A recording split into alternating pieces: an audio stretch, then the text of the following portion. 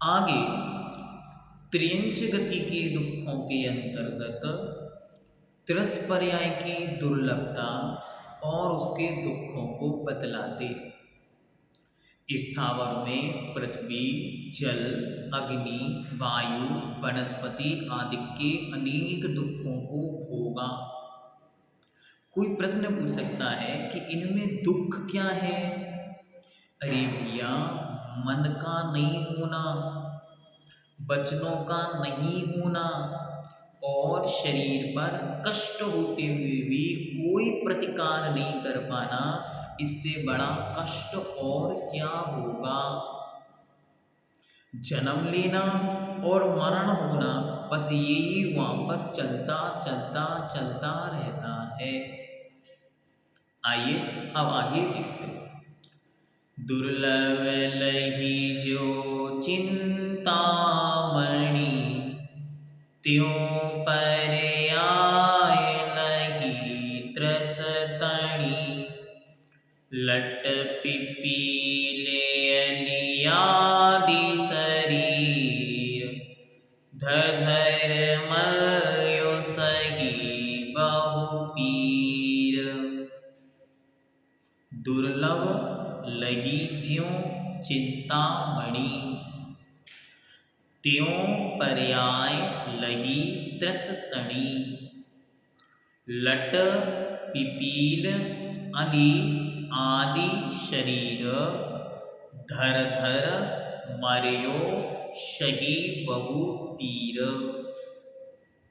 पंडित जी साहब कहते हैं, ज्यों जैसे, चिंतामणि रत्न, दुर्लभ लही प्राप्त करना अत्यंत कठिन है। जैसे चिंतामणि रत्न का मिलना अत्यंत कठिन है, त्यों वैसे ही त्रसतणि त्रस की पर्याय दुर्लभ लही, त्रस पर्याय का पाना अत्यंत दुर्लभ है।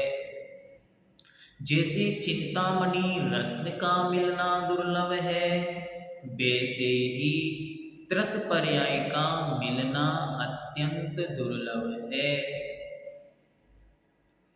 वहां भी लट अर्थात 2 इंद्री, पिपील अर्थात चींटी 3 इंद्री, भौ अली अर्थात भौरा 4 इंद्री आदि इत्यादि के शरीरों को धर धर बार बार धारण करके मरियो मरा, और बहु पीर सही बहुत पीड़ा सहन की। कैसी कठिनता है! पृथ्वी, जल, अग्नि, वायु, वनस्पति, इनसे ऊपर उठा जीव, कितनी दुर्लभता है। तो कहते हैं, जैसे चिंतामणि रत्न का मिलना कठिन है, वैसे ही स्थावरों का त्रस पर्याय को पाना अत्यंत कठिन है। हमारी दृष्टि में इल्ली, चींटी, भौरा, मच्छर, बरैया, ततैया, टिड्डा, इनका कोई कीमत नहीं, इनकी कोई वैल्यू नहीं।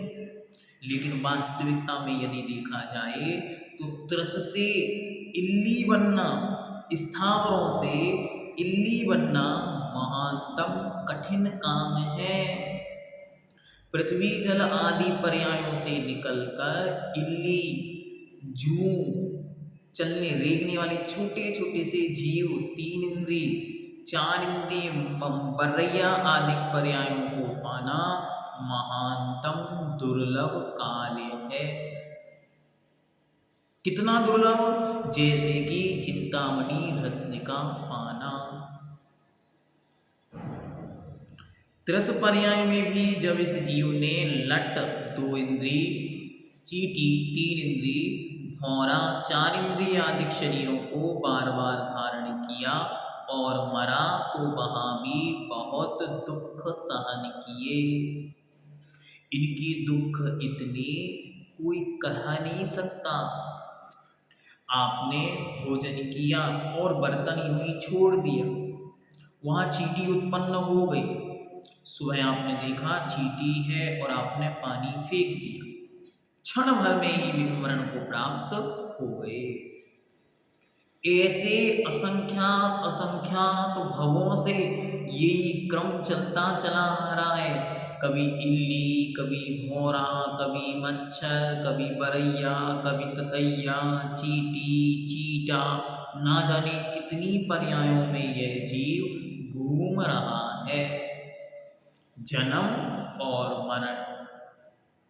इन पंक्तियों को पढ़कर दो बातें हमको सीखनी।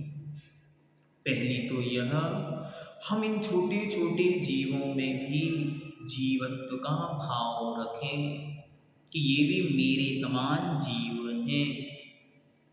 और दूसरा, यथासंभव ये भावना भाएं, ऐसे कार्य करें अब दोबारा इन पर्यायों में मुझे ना जाना पड़े। इसलिए मैं इनकी रक्षा का भाव करता हूँ। मेरे निमित्त से अब इन जीवों का घात ना हो।